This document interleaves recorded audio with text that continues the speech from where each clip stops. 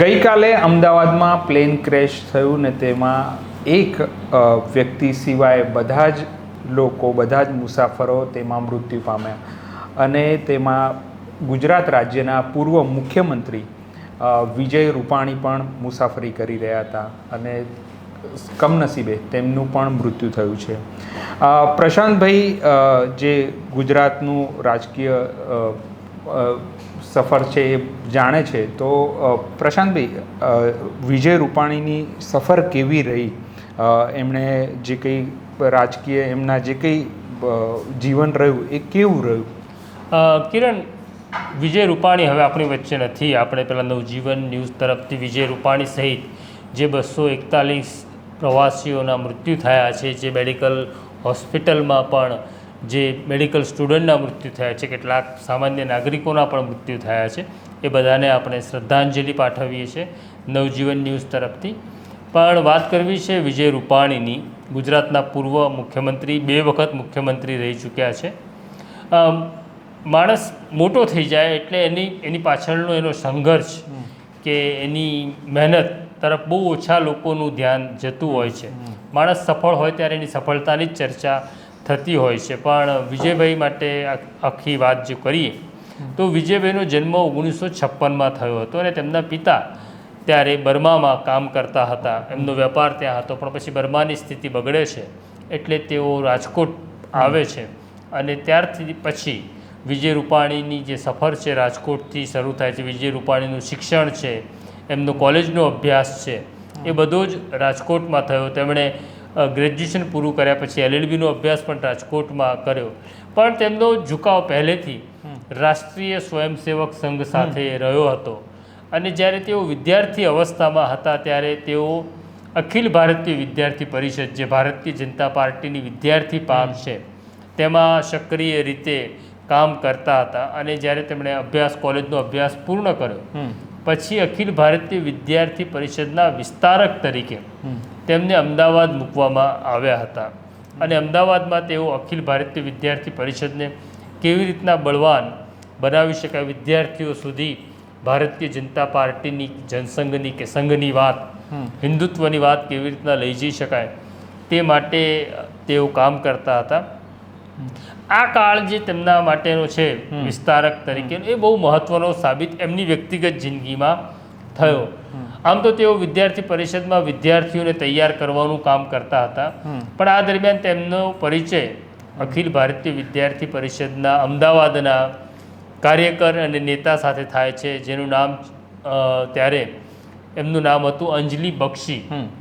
અંજલિ બક્ષી સાથે થાય છે. અંજલિ બક્ષી એટલે એમના અંજલિબેનના પિતા, જેને લોકો બક્ષી સાહેબ તરીકે ઓળખતા હતા, તે મણિનગરની મહારાષ્ટ્ર સોસાયટીમાં તેમનું ઘર હતું અને RSS સાથે આ પરિવારને ખૂબ લગાવ હતો. અચ્છા. ઘણા બધા સંઘના નેતાઓ એમની ઘરે આવતા જતા હતા અને અંજલિ બક્ષી સાથે તેમની મુલાકાત અમદાવાદમાં થાય છે. બંને જણ અખિલ ભારતીય વિદ્યાર્થી પરિષદના કાર્યકર હોવાને કારણે અનેક વખત મળવા જવું, કાર્યક્રમોમાં જવું, આંદોલનમાં જવું. આ દરમિયાન વિજય રૂપાણી અને અંજલિ બક્ષી વચ્ચે મિત્રતા થાય છે અને મિત્રતા પછી પ્રેમમાં પરિણમે છે અને બંને પછી લગ્ન કરવાનો નિર્ણય કરે છે અને તેમનું લગ્ન થાય છે. પછી અંજલિ બક્ષી અંજલિ રૂપાણી થઈ જાય છે. પ્રશાંતભાઈ, એમનું રાજકોટ મ્યુનિસિપલ કોર્પોરેશનમાં કારકિર્દી આમ લાંબી રહી, પછી એ સાંસદ તરીકે મને લાગે છે કે એમના જીવનનો જે આમ કહેવાય કે પહેલીવાર જે સૌથી મોટું પદ આવ્યું એ સાંસદ તરીકે આવ્યું હશે. એમની જે સફર છે એ 18 પછી જ્યારે વિસ્તારક ન રહ્યા અને પાછા રાજકોટ ગયા, પણ છતાં એમનો સંઘ સાથેનો નાતો કે ભારતીય જનતા પાર્ટી સાથેનો નાતો રહ્યો. પણ સક્રિય રાજકારણમાં એ જે આવ્યા, એ સક્રિય રાજકારણમાં આવવાની જે ભૂમિકા છે એ 1987 છે. 1987માં રાજકોટ મ્યુનિસિપલ કોર્પોરેશનની ચૂંટણી આવે છે અને પહેલી વખત એ કોર્પોરેટર તરીકે ચૂંટાયા રાજકોટની અંદર. પછી તો એમની સફર આગળ ચાલે છે, સ્ટેન્ડિંગ કમિટીના ચેરમેન પણ થાય છે અને ખાલી રાજકોટમાં નહીં પણ સૌરાષ્ટ્રમાં કેવી રીતના ભાજપને મજબૂત કરી શકાય એના માટે એમનું યોગદાન બહુ મોટું હતું. એ મેમ્બર ઓફ પાર્લામેન્ટ બન્યા, પણ પછી જે એમની સફરનો જે મુખ્ય પડાવ છે એ મુખ્યમંત્રી તરીકેનો છે, કે મુખ્યમંત્રી તરીકે એમની નામની પસંદગી કેવી રીતે થઈ, એમને કેવી રીતના એટલે ગુજરાતભરના એને નેતા તરીકે એમને જોવા જોઈએ, એ કોણે ક્યાં નક્કી થયું, કેવી રીતે નક્કી એટલે થયું? ખાલી આપણે કોર્પોરેશનની વાત કરીએ છીએ. જ્યારે 87માં ચૂંટાયા ત્યારે તો કોંગ્રેસનો દબદબો હતો, પણ છતાં એમણે સૌરાષ્ટ્રની અંદર ખાસું એવું ભારતીય જનતા પાર્ટીનું ખેડાણ કરાવ્યું, એના બીજ રોપ્યા. પછી એક પ્રદેશના મહામંત્રી પણ થાય છે. એ સીધા સંસદ સભ્ય કે મુખ્યમંત્રી સુધી નથી પહોંચતા, એ પ્રદેશના મહામંત્રી પણ થાય છે. અને જ્યારે એમનો નાતો જે નરેન્દ્ર મોદી સાથે વધ્યો એનું કારણ છે 2002ની ચૂંટણી. નરેન્દ્ર મોદી જ્યારે 2001માં ગુજરાતના મુખ્યમંત્રી તરીકે આવે છે ત્યારે એ નરેન્દ્ર મોદી ધારાસભ્ય નહોતા, એટલે 6 મહિનાની અંદર એમણે ધારાસભ્ય થવું બહુ અનિવાર્ય હતું. ઘણી બધી સીટોની એ પસંદગી કરતા હતા. એમાં એમની એક બેઠક હતી અમદાવાદની એલિઝબ્રેથ વિધાનસભા, ત્યાંથી એમને ચૂંટણી લડવાની ઈચ્છા હતી, પણ એના માટે હરેન પંડ્યા તૈયાર ન થયા. માટે એમણે પસંદગી ઉતારી રાજકોટની, જે વજુવાળાની બેઠક હતી, અને ત્યાંથી એ ચૂંટણી લડવાનો નિર્ણય કરે છે રાજકોટથી. આ ગાળા દરમિયાન એમણે નરેન્દ્ર મોદીએ લગભગ 1-1.5 મહિનો રાજકોટમાં રોકાણ કર્યું. અને મારા સંપર્કોનું કહેવું એવું છે કે ત્યારે વિજય રૂપાણીના ઘરે જ રોકાયા હતા. એટલે વિજય રૂપાણી સાથે એમનો નાતો ફરી તાજો થયો. આમ તો બક્ષી સાહેબ એટલે કે એમના સસરા સાથે એમનો નાતો બહુ જૂનો હતો, અંજલિ બેન સાથે પણ એમનો નાતો જૂનો હતો, એટલે વિજય રૂપાણીના લગ્ન પહેલાંનો સંબંધ આ પરિવાર સાથે હતો. એટલે એ એમનો નાતો ફરી મજબૂત થયો. અને પછી જ્યારે નરેન્દ્ર મોદી 2002માં ચૂંટાઈ આવે છે ત્યારે એમની ઘણી બધી મહત્ત્વની જવાબદારીઓ સોંપવામાં આવી. પછી 2006ની અંદર એમને રાજ્યસભાની ટિકિટ આપવામાં આવી અને સંસદ સભ્ય તરીકે દિલ્હી જાય છે. લગભગ એ 2013 સુધી સંસદ સભ્ય રહે છે, પાછા આવે છે. અને પછી એમને 2 મહત્ત્વના અલગ અલગ સમયમાં બોર્ડ કોર્પોરેશન મળ્યા, જેમાં ગુજરાત ફાઇનાન્સ છે આપણું બોર્ડ કોર્પોરેશન, એમાં પણ એ ચેરમેન થયા. ગુજરાત ટુરિઝમના પણ એ ચેરમેન થયા. એના પછી મહત્ત્વની જવાબદારી અમને મળતી રહી અને તેઓ ગુજરાતના પ્રદેશ પ્રમુખ પણ થયા. આ દરમિયાન એવું બને છે, વચ્ચેનો એક ગાળો એવો પણ આવે છે કે વજુવાળાને ગવર્નર પદ સોંપવામાં આવતા એ બેઠક ખાલી પડે છે. લગભગ એ મને યાદ હોય તો 2014નો ગાળો છે અને પેટા ચૂંટણી આવી હતી. તો પેટા ચૂંટણીમાં એમને વિજય રૂપાણીને રાજકોટથી ચૂંટણી લડાવવામાં આવે છે, એ ધારાસભ્ય થાય છે.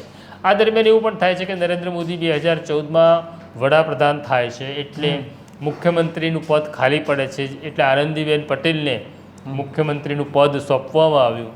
આનંદીબેન મુખ્યમંત્રી થાય છે. મુખ્યમંત્રી થયા પછી પેટા ચૂંટણી જીતેલા વિજય રૂપાણી મંત્રી પણ થાય છે એમના.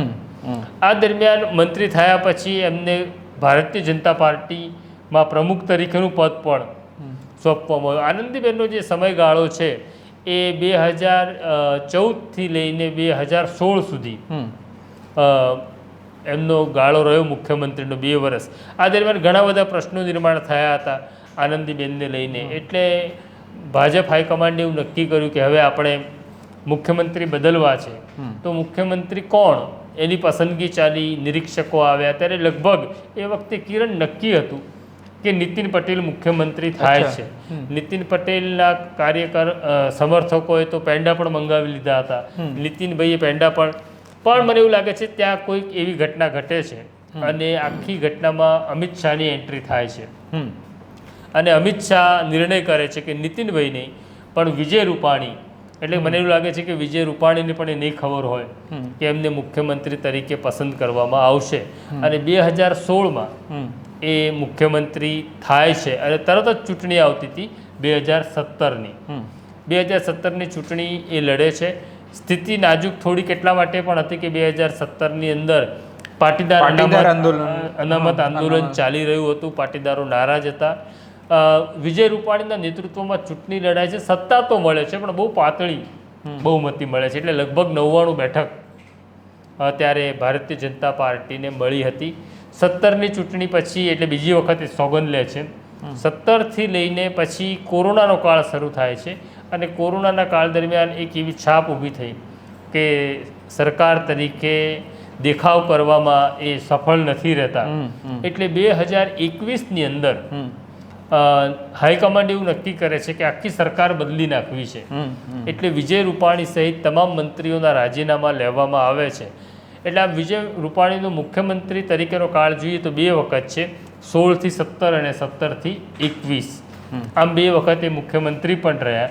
પાર્ટી એમને બહુ મહત્ત્વની જવાબદારીઓ પણ સોંપી.